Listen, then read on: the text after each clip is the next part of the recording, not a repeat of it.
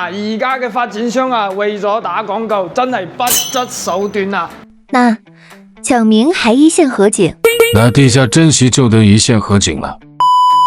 連我都俾佢呃咗過嚟，不過咧佢都唔係完全話都係呢個缺點嘅，佢都係有埋我哋嘅優勢㗎。首先入門呢個訂製嘅鞋櫃啊，同埋訂製嘅餐邊櫃，通通都係做好俾到你㗎，包括埋呢個電視背景牆嘅呢個大理石啊，都係落足晒料㗎，即係咧。